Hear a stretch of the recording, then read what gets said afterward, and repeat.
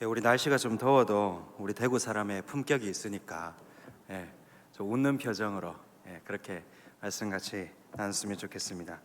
이 스가랴서의 배경은 이스라엘이 바벨론 포로에서 돌아와서 시작하는 성전 재건을 그 배경으로 두고 있죠. 근데 학개서가 성전 재건이라고 하는 거에 좀 더 초점을 맞추고 있다고 한다면, 스가랴성은 예루살렘 성을 다시 재건한다는 큰 틀에서 그런 초점을 가지고 있습니다. 그 와중에 스가랴는 8가지의 환상을 하나님으로부터 보게 되는데요.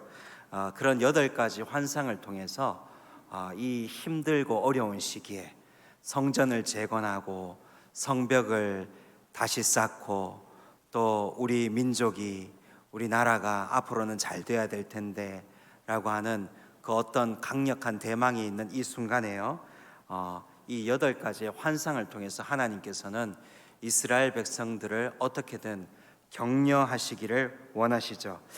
지난 시간 걔도 좀 많이 지나가지고 지난 시간에는 제가 화석류 나무 사이의 선자의 환상에 대해서 첫 번째 환상에 관해서 말씀을 전했는데요, 오늘은 두 번째 환상에 대한 교훈을 나누도록 하겠습니다. 우리가 좀 이 배경 같은 것들도 그렇고요, 해석 방법도 그렇고 또 과거에 대한 복습도 잠깐은 하고 지나가야 되겠습니다. 이제 구약의 예언 중에 어떤 것들은요, 당대에 바로 이렇게 성취되는 거하고 또 보다 먼 미래에 성취될 것이 같이 이렇게 겹쳐져서 나타나는 경우가 많이 있습니다. 이걸 설명하기가 사실은 그렇게 쉽지는 않은데요, 우리가 높은 산에 한번 올라갔다고 상상해 보세요. 혹은 아주 높은 전망대에 올라갔다고 생각해 보시기 바랍니다. 그러면요, 이렇게 산세를 보게 되잖아요. 산세를 보게 되는데 나하고 가까운 산이 있고 먼 산이 있고 산세들이 쭉 이어져 있는 것을 보죠. 그렇지만 그렇게 거대한 산이요, 내가 높은 산에 올라와서 먼 곳을 이렇게 굽어보면서 보다 보면 별것 아닌 것처럼 느껴져서요, 어떤 사람들은요, 이 손가락으로 그 산이 내 손가락 안에 마치 담길 것처럼 그렇게 사진을 찍어 보기도 합니다. 그러니 산 위에 올라가서 산세를 쳐다보는 사람은요, 가까이에 있는 산이나 먼 데 있는 산이나 다 멋진 풍경이고 한눈에 보이고 다 파악될 것만 같지만, 실제로는 어떻습니까? 하나의 산 봉우리와 그 다음 산 봉우리 사이에 그 거리의 간격이라고 하는 것은 사실 사람이 그렇게 급하게 정복할 수 있는 건 아니잖아요. 그러니까 하나님께서 선지자들을 통해서 이런 환상이나 또 예언의 말씀을 들려주실 때는요, 하나님께서는요, 아주 높은 산에서 혹은 높은 전망대에서 이 세상을 굽어보듯이 그렇게 전체적인 관점에서 위로하는 말씀을 주시는 거예요. 그러면 그때 당시를 살았던 학개와 스가랴와 같은 선지자는요, 자신의 형편에 미루어 보아서 그 말씀을 이해할 수밖에 없는 거죠. 그리고 곧 바로 이렇게 성전을 재건하고 성벽을 재건하고 나면 우리나라가 금세 하나님의 영광이 충만한 나라가 될 거야, 다윗 왕의 시대처럼 다시 한번 우리나라의 전성기가 찾아올 거야 라고 하는 그런 마음을 가질 수밖에 없겠죠. 마치 예를 들자면 예수님께서 너희가 지금 본 그대로 내가 다시 돌아올 것이다 라고 말씀하시고 하늘에 승천하셨을 때에 그때에 그 자리에 있었던 모든 사람들은 다 어떤 생각을 가졌겠습니까? 예수님께서 곧 오신다, 곧 오신다, 다 그런 생각을 가졌지, 뭐 이렇게 긴 시간이 지나가리라고 그들은 상상이나 했겠습니까? 그들은 적어도 자신의 시대 안에 이 하나님의 말씀이 반드시 성취되어서 예수님이 곧 돌아오신다고 생각했겠죠. 동일하게 이 사람들도 이런 환상들을 보게 되었을 때는요, 자신이 가지고 있는 그 이해력의 범주 안에서는 하나님께서 그 모든 말씀들을 속히 이루어 주실 것이라고 하는 믿음 가운데서 살게 되겠죠. 그러면 그것은 그들이 다 그 예언이나 환상 전체를 정확하게 이해했다고 볼 수는 없죠. 왜냐하면 예수님을 통해서, 메시아를 통해서 완전하게 성취되는 그것에 대해서 우리와 같이 정확하게 이해하고 있는 것은 아니기 때문이죠.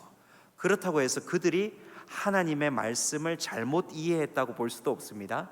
왜냐하면 하나님께서 그들에게 의도하신 만큼, 하나님께서 그들이 이해할 수 있는 만큼, 그만큼은 그들이 이해했고 그것을 믿었고 그 소망 가운데서 살아갔기 때문입니다.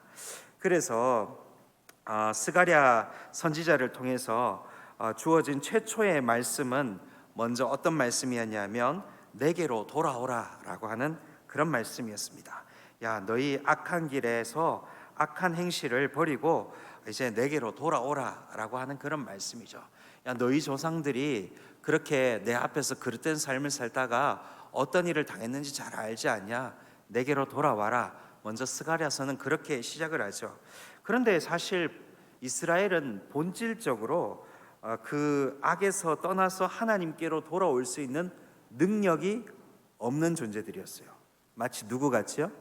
마치 우리와 같이 스스로의 능력으로는 하나님께로 돌이켜 오는 것조차도 할 수 없는 무능력한 존재가 바로 우리 자신들이고 또 이때 당시를 살았던 포로 귀환기의 이스라엘 백성들이었다는 사실입니다. 그러니 그 스가랴의 말씀을 통해서 하나님께서는 야, 너희 안 돌아오면 나도 끝까지 안 돌아간다, 끝까지 토라져 계실 것만 같은 그 하나님이시지만 그렇게 하지 않으시고 1장 16절에서 17절, 그러니까 첫 번째 환상의 결론부에서 이렇게 말씀하십니다. 제가 읽어드릴게요. 그러므로 여호와가 이처럼 말하노라. 내가 불쌍히 여김으로 예루살렘에 돌아왔은즉 내 집이 그 가운데에 건축되리니 예루살렘 위에 먹줄이 쳐지리라. 만군의 여호와의 말이니라. 그가 다시 외쳐 이르기를 만군의 여호와의 말씀에 나의 성읍들이 넘치도록 다시 풍부할 것이라. 여호와가 다시 시온을 위로하며 다시 예루살렘을 택하리라 하라 하니라. 이 화석류 나무 사이의 선자에 대한 이 환상이 내용이 다 기억 안 나실 수도 있겠죠.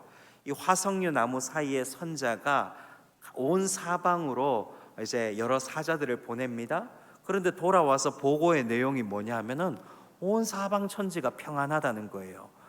지금 이와 같이 하나님의 백성들이 고초를 겪고 있고요, 성전 재건과 예루살렘 성벽을 쌓는 일에 있어서 여러 대적들이 방해하고요, 그런 힘든 일들이 참 많이 있어서 하나님 나라의 영광이 도대체 언제 회복될지 모르는 상황인데 온 사방 천지가 평안하다니요? 왜 그렇게 이야기를 했습니까? 그것은 거짓되고 위장된 평화를 이야기하는 것입니다. 그래서 이 화석류 나무의 선자로 대표되는 이 메시아적인 존재, 이 존재는 무엇을 말하고 있습니까? 내가 이제 돌아왔다라고 얘기하는 거죠. 내가 예루살렘에 돌아왔다. 예루살렘 위에 먹줄이 쳐진다. 그리고 나의 성읍들이 넘치도록 다시 풍부할 것이고 내가 이제 시온을 위로하고 다시 예루살렘을 선택한다. 이렇게 말씀하고 계시다는 거죠. 무슨 말씀입니까? 이 백성이 나에게로 돌아와야 되는데 얘네들 가만히 놔둬가지고는 절대로 안 돌아오고 돌아올 능력도 없는 것이 뻔하니까 하나님께서 잘못이 뭔지에 대해서 가르쳐 주시고 난 다음에 하나님이 못 기다리시는 거예요. 하나님께서 내가 너희에게 찾아가겠다, 내가 너희를 고쳐주겠다, 내가 너희들을 다시 세워주겠다라고 하나님께서 이 구원의 놀라운 계획에 대해서 선포하신 것이 바로 이 화석류 나무 사이의 선자의 그 환상의 결론부였습니다.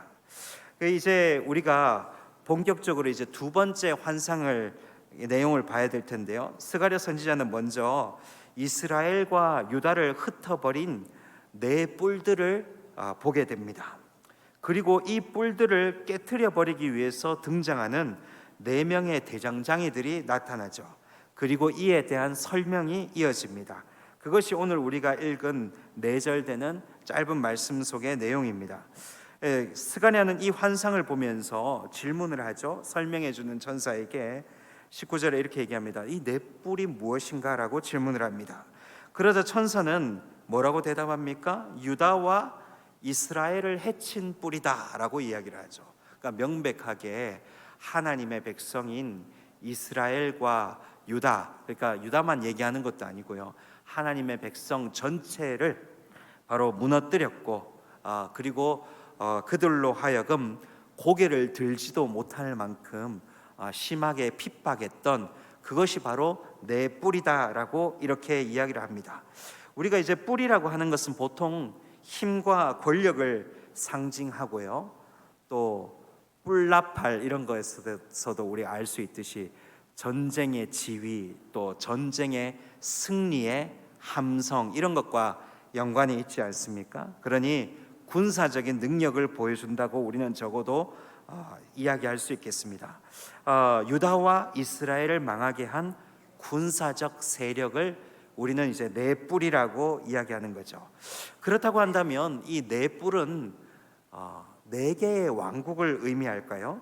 어떤 학자들은 탈굽 해석의 전통을 따라서 다니엘서 2장, 그러니까 우리가 지금 새벽 예배에서 다니엘서를 다루고 있는데, 느부갓네살 왕이 꿈 가운데서 머리는 금이고 하면서 맨 마지막에 가면은 이제 발은 쇠와 진흙으로 되어 있는데 돌이 날아와 가지고 발을 쳐 가지고 다 무너지는 그런 환상을 본 적이 있지 않습니까? 그 말씀의 해석 가운데서 금은 느부갓네살 왕과 바벨론 왕국을 가리키고 그보다 못한 나라들이 점점 나타나는데, 하나님 나라가 도래하면 이 모든 것들이 다 무너진다라고 하는 메시지를 다니엘이 친히 해석을 하고 있죠. 하나님의 말씀을 통해서요. 그래서 이런 부분들을 참고해서 볼 때에 이 네 뿔들은 네 개의 나라들이다, 뭐 그렇게 이야기할 수도 있겠습니다. 그러면 이제 우리는 그 네 개의 나라가 무엇인지에 대해서 성경을 보면서 한정 짓기 위해서 나름대로 또 고민을 해봐야 되겠죠. 그런데 사실 이 이후에 나오는 네 대장장이라든지 또 하나님께서 이 환상 가운데서 의도하시는 것이 단지 이스라엘 국가의 재건에만 초점이 맞추어져 있지 않다는 것을 생각하고, 이 말씀 역시 메시아의 언약의 완성이라고 하는 관점에서 우리가 바라봐야 된다는 것을 기억한다면, 그저 현상적으로 눈에 보였던 네 개의 국가라고 한정짓기에는 너무나 이 말씀이 이렇게 의미가 좁아져 버리는 거예요. 우리가 뭐 바벨론이다, 뭐 메데 바사다, 뭐 그 전에 국가까지 치면 아수르니 애굽이니 이런 나라들 이야기는 할 수 있죠. 그리고 그것이 영 틀렸다는 이야기는 아닙니다. 그러나 그것은 어떻게 보면 학개나 스가랴가 이러한 종류의 말씀을 받았을 때, 하나님의 위로의 말씀을 받았을 때, 그들에게는 너무나도 쉽게 이러한 나라들이 먼저 떠오르겠지만, 그러나 이 말씀은 우리가 높은 산에 올라가서 가까이에 있는 산들을 바라보면서 그것에 대해서만 파악하는 것이 아니라 그 뒤에 훨씬 더 간극을 두고 산세를 따라서 더 큰 산들이 뒤에서 굽이치면서 대기하고 있는 것처럼, 어떻게 보면 그들은 이만큼밖에 이해할 수 없는 환경에 놓여 있다고 할지라도, 그러나 하나님께서는 메시아의 언약의 성취라는 큰 틀 안에서 이 말씀을 전하고 계시다는 거죠. 그래서 우리는 이 4라고 하는 숫자에 대해서 개별적인 하나를 주목하지 말고 숫자 4에 대해서 좀 더 생각해 보아야 되겠습니다. 우리가 이제 흔히 성경에서 완전수다 이런 이야기를 하면 뭐 7이라든지 뭐 12라든지 이런 숫자에 대해서 우리가 좀 생각을 하게 되지 않습니까? 그런데 사실 이 우리가 흔히 잘 알고 있는 그런 내용들은 아니겠지만, 4라고 하는 숫자도 땅의 완전수라고 하는 별명이 붙어 있는 숫자이긴 합니다. 그러니 만약에 그것을 땅의 완전수라고 하는 관점에서 바라봤을 때 어떤 사람들은 이것을 가리켜서 네 개의 방위를 가리킨다라고 얘기하는 사람들도 있거든요. 그것이 맞는지까지는 제가 확인하지 못했습니다만은 적어도 그런 내용들을 참고를 한다면 이 세상에 있는 모든 하나님의 백성을 적대시하는 그런 세력을 통칭해서 우리가 네 뿔이라고 이야기할 수가 있겠죠. 그리고 우리가 이제 그 네 뿔을 이런 관점에서 하나님의 백성들을 대적하는 모든 이제 악한 세력이라고 규정을 할 때아야 이제 이 말씀이 그 시대 안에만 갇혀 있지 않고 보다 먼 미래를 향해서 하나님 말씀의 성취를 향해서 이어진다는 것을 우리가 알 수 있게 됩니다. 시편 75편 사실 전체를 다 살펴보면 좋겠지만 다 살필 수는 없고 10절 말씀만 보면 이런 말씀이 나옵니다. 또 악인들의 뿔을 다 베고 의인의 뿔은 높이 들리로다. 이런 말씀이 나오는데요. 이 악인의 뿔을 다 베고 의인의 뿔은 높이 든다라고 하는 이 말씀은 우리말 성경에는 주어가 없어요. 주어가 없으니까 이게 누가 든다는 건지 모르겠어요. 시인이 악인의 뿔을 벤다는 말인지 하나님이 악인의 뿔을 벤다는 말인지 잘 모르게 되어 있습니다. 보니까 개역 개정도 그렇고요, 더 옛날 개역판도 그래요. 그러나 원어 성경은 말할 것도 없고 다른 영어 성경들이나 심지어 이제 공동 번역 같은 것을 보면 분명히 하나님께서 이 행위의 주체가 되신다는 것에 대해서 분명히 번역을 하고 있습니다. 그러니 이렇게 이해해야 되겠죠. 하나님께서 악인들의 뿔을 다 베고 의인의 뿔은 높이 들리로다. 하나님은 교만한 이들의 뿔을 베어 버리시는 이로 드러납니다. 그러므로 우리가 이제 네 명의 대장장이들이 누구냐? 네 뿔은 이렇게 생각을 해봤으니까요. 네 대장장이는 또 누구냐? 이렇게 생각했을 때에 우리는 또 여러 가지로 또 고민이 되지 않겠습니까? 그래서 이게 도대체 이게 네 대장장이가 무슨 심오한 의미가 있냐? 네 대장장이는 도대체 누구냐? 바사 왕 고레스, 다리오 왕, 또 다른 착한 왕들은 또 누구 있지? 막 이렇게 손을 꼽아서 생각하는 것도 불가능한 것은 아니지만, 그러나 그렇게 해석하면 오히려 더 해석이 꼬여만 간다는 것이죠.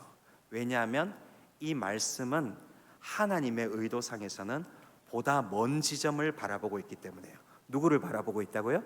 신약 시대에 예수 그리스도를 통한 언약의 성취라는 지점을 바라보고 있기 때문에 우리가 이 부분을 바라볼 때도 앞에서 그런 결론을 내렸다면 뒤에도 같은 관점으로 보는 것이 보다 정확한 해석에 이를 수가 있겠죠. 그래서 우리는 이것을 어떤 특정한 왕이나 이스라엘에게 호의적이었던 어떤 세력으로 생각할 수밖에 없었던, 혹은 그렇게 생각을 했던 많은 그 당시의 사람들의 인식을 넘어서서 오늘날 우리가 이 말씀을 볼 때는 그렇구나, 이 학개와 스가랴의 시대를 살아갔던 이 선배들은 이런 지점을 더 많이 바라볼 수밖에 없었겠지만 그래도 이 말씀 때문에 희망을 얻었구나. 그러나 우리는 이제 어느 지점까지 안다고요? 예수 그리스도를 통한 언약의 성취의 지점까지 우리는 너무나도 하나님의 말씀을 통해서 이제는 완전한 이 계시의 말씀을 통해서 보다 더 정확하게 알 수 있고 누릴 수가 있잖아요. 그러니까 우리는 구약의 백성들보다도 오히려 더 희망적이어야 되겠죠. 우리의 주어진 현실에 대해서 더 참고 견딜 수 있고 이겨낼 수 있고, 그것이 바로 하나님께서 이 말씀을 통해서 구약의 백성들도 위로하시고 또한 신약 시대를 살아가고 있는 우리들도 그와 같은 방식으로 위로하신다는 거예요. 각자가 처해져 있는 상황도 다르고 상황에 대한 이해력도 다 다르지만 그러나 동일한 하나님의 말씀 가운데서 위로를 받는 일이 일어날 수 있는 것은 그것이 하나님께서 높은 전망대에서 높은 산 꼭대기에서 마치 우리들에게 그 지점을 보여주듯이 하나님의 말씀을 들려주시기 때문입니다. 이제 스가랴는 그의 시대에 이 환상을 보면서 그들의 이제 그의 조국을 괴롭힌 여러 열방들이 심판을 당할 것이다 라고 하는 것에 대해서 이제 정확하게 배우는 거죠. 그러면서 바벨론은 이제 메데바사, 그러니까 페르시아 제국에 의해서 징벌을 당하지 않습니까? 사실 이사야 45장 1절과 같은 말씀에 보면요, 고레스를 아주 높여서 이렇게 이야기를 하는데, 어느 정도로 높여서 이야기하냐면 마치 메시아적인 존재로 이 고레스를 이야기를 합니다. 그러니까 이방 나라의 왕을 거의 메시아적인 존재로 높인다는 것이 얼마나 이게 참 이해하기 힘든 광경입니까? 말씀은 이렇습니다. 여호와께서 그의 기름 부음을 받은 고레스에게 이같이 말씀하시되, 내가 그의 오른손을 붙들고 그 앞에 열국을 항복하게 하며 내가 왕들의 허리를 풀어 그 앞에 문들을 열고 성문들이 닫히지 못하게 하리라. 이 긴 말씀 말고 앞부분만 다시 보죠. 여호와께서 그의 기름 부음을 받은 고레스에게 이같이 말씀하시되, 이 부분만 봐도 벌써 이 하나님께서 이 고레스를 어떠한 상징으로 사용하시는지에 대해서 정확히 나오죠. 그러니 적어도 이 당시를 살아갔던 선지자들은, 물론 그들은 참 하나님 앞에서 신실한 사람들이고 대단한 분들이 많이 있지만요, 그들은 그 시대의 한계 속에서 하나님의 말씀을 대하면서 하나님께서는 그들이 잘 이해할 수 있는 방식대로 계시의 말씀을 주시잖아요. 그들의 지식들을, 그들의 지혜들을 잘 활용하셔서 하나님의 계시의 말씀을 주셨기 때문에 아마도 그들은 1차적으로는 그들의 나라를 도와줄 만한 존재들로 고레스라든지 다리오라든지 이런 선한 왕들에 대해서 더 많이 상상했을 거라는 이야기입니다. 그러나 고레스 왕은요, 분명히 하나님의 백성들에게 해방과 구원을 준 존재로, 또 하나님께서 친히 말씀 가운데서 기름 부은 자라고 이야기한 것처럼 아주 하나님에서 높이 들림을 받은, 어떻게 보면 메시아의 그림자처럼 그 역할을 하는 존재라고 할 수는 있지만, 그러나 메시아는 아니죠. 그 당시를 살았던 많은 사람들이 하나님께서 이와 같은 방식으로도 역사하실 수 있구나, 하나님께서 이렇게 우리 민족을 지키시는구나, 이렇게 하나님의 나라를 회복시키시는구나, 이 말씀을 통해서 많은 위로를 얻었지만, 그러나 오늘날 우리가 아는 것처럼 예수 그리스도를 통해서 충만히 성취되는 데까지는 다 이해하지 못했을 가능성이 높습니다. 귀환한 이스라엘 백성들에게요, 사실 고레스만으로는 안 되죠. 고레스는 또 한 시대를 풍미하고 사라지는 왕의 그림자일 뿐입니다. 또 다른 다윗 왕과 같은 성군이 그들에게 필요했죠. 나라를 안정시켜 줄 사람, 그들의 나라를 풍요롭고 부유하게 만들어 줄 사람, 그런 외적인 어떠한 영광을 그들에게 안겨줄 사람을 이스라엘 사람들은 포로에서 귀환한 다음에 얼마나 많이 고대했을까요? 그리고 그런 종류의 기대감들이 다 우리는 나쁘다고 이야기할 수가 없습니다.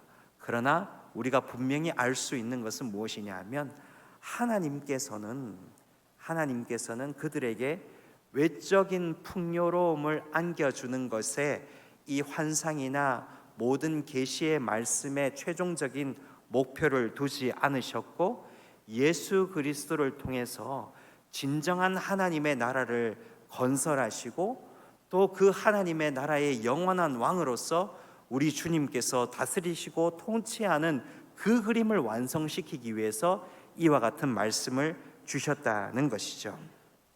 스가랴는 분명히 이 산봉우리들을 높은 산 위에서 본 것처럼 다 보았습니다. 그리고 그 본 말씀을 우리에게 남겨주었죠. 하나님의 영감 가운데서요. 그러나 그는 그의 당대에 먼 데 있는 예수님이라고 하는 그 거대한 산봉우리는 만나지 못했고 실제로 경험하지는 못했어요. 그저 오실 메시아에 대한 그림자를 경험하면서 그것을 바라보면서 언약 가운데서 신실하게 한 시대를 살다가 사라졌던 거죠. 스가랴는 비록 역사적 이스라엘의 회복과 그 영광이라고 하는 어떤 단기적인 성취만 이해할 수밖에 없었다고 하지만, 그러나 그가 본 환상은 그의 이해력을 넘어선 것이었고 예수 그리스도까지 이어졌습니다. 구약의 백성들을 침략하면서 그들에게 커다란 시련을 주어서 유다와 이스라엘로 하여금 고개도 들지 못하게 했던 넷불은 단기적인 역사 안에서도 다 사라지고 없죠. 그 나라가 무엇인지는 모르겠습니다. 아수르인지 애굽인지 바벨론인지 무슨 나라인지는 모르겠어요. 심지어 더 강한 로마라고 할지라도 그런 나라들은 이미 역사 가운데 다 사라지고 없습니다. 각 시대를 거쳐오면서 수많은 믿음의 선배들이 이 말씀을 읽었겠죠. 그리고 각자 자신의 시대에 맞추어서 이 말씀을 통해서 위로를 받았겠죠. 그러나 그렇다고 해서 그들이 모두가 다 다른 해석을 했다는 의미는 아닙니다. 하나님께서 그들 모두와 우리 모두를 다 같이 높은 산 위에 끌어올리셔서 그 먼 지점들을 바라보게 하시면서 모두가 다 동일하게 메시아의 그림자 혹은 이 메시아를 경험할 수 있도록 하나님께서 이 말씀 통해서 배려해 놓으신 거죠. 이후에도 하나님의 나라를 괴롭히면서 여전히 이 네 뿔과 같은 나라는 실존하고 있죠. 눈에 보이는 그런 어떤 강력한 국가들, 군사력을 지닌 국가들이 사라졌다고 해서 하나님의 나라를 괴롭히는 그런 영적인 실체들과 그런 악의 세력들이 다 없어졌다고 생각하는 것은 잘못된 해석이겠죠. 그러나 실존한다고 할지라도 그들은 이미 무너졌다라는 사실을 우리는 잊어서는 안 되겠습니다. 우리가 이 말씀을 자칫 잘못 이해를 하다 보면, 조금만 부족하게 이해를 하다 보면 이렇게 생각하겠죠. 야, 이게 하나님께서 이스라엘을 괴롭혔던 그 나라들을 무너뜨리셨던 것처럼 우리 믿음의 사람들, 우리 교회 하나님의 나라를 괴롭히는 세력들도 언젠가는 무너질 것이다. 이 문장 자체는 그렇게 잘못된 내용은 아닙니다. 그러나 더 정확하게 얘기하면 하나님께서 예수 그리스도를 통해서 이미 결정적인 승리를 거두셨다라고 우리는 믿어야 합니다. 사랑하는 성도님들, 우리는 이미 승리를 거머쥐고 예수 그리스도께서 우리의 모든 대적들을 정말로 완전하게 제거해 주셨다라는 사실을 꼭 믿음으로 같이 고백할 수 있기를 바랍니다. 우리가 세상 가운데서 살아가는 일들은 녹록지가 않고 짜증나는 일들도 많고, 특별히 신앙생활에 있어서 우리 교회가 가지고 있는 이 순수한 신앙을 지켜가기에는 너무나도 힘겨운 일들이 많이 있다고도 이야기할 수 있겠습니다. 그러나 우리 주님께서는 이미 결정적인 승리를 거두셨기에 우리의 지역적인 그런 신앙의 전투에 있어서, 그런 국지적인 이제 남아져 있는 그런 자녀의 전투에 있어서는 하나님께서 실패하지 아니하시고 하나님의 백성들로 하여금 반드시 최종적인 승리까지 거두게 하실 줄로 믿습니다. 이와 같은 은혜를 마음속에 새기시고 든든함 가운데서 신앙생활 하실 수 있는 저와 우리 모든 성도님들 되시기를 바랍니다. 예수 그리스도는 지금 현재도 우리를 통치하고 있는 왕이십니다. 현재의 성도들이 죄와 악의 세력으로부터 도전을 받으면서 우리도 때로는 너무나 고달파서 고개를 들 수 없는 순간에도 예수님은 우리를 사방으로부터 몰려오는 어둠의 세력으로부터 지켜주실 것이며 우리를 대항하는 모든 뿔들을 베어버리실 것입니다. 하나님은 스가랴를 통해서 그조차도 다 완전히 이해할 수는 없었던 예수 그리스도를 통한 하나님 나라의 대망을 주셨습니다. 그리고 그가 보았던 단기적이며 장기적인 성취의 두 산봉우리는 이미 우리에게 다 이루어져 있어서 이제 우리는 이 말씀을 읽으면서 우리가 새로운 왕이시며 영원한 왕이신 예수 그리스도의 통치 아래 있다는 사실을 분명히 배우게 됩니다.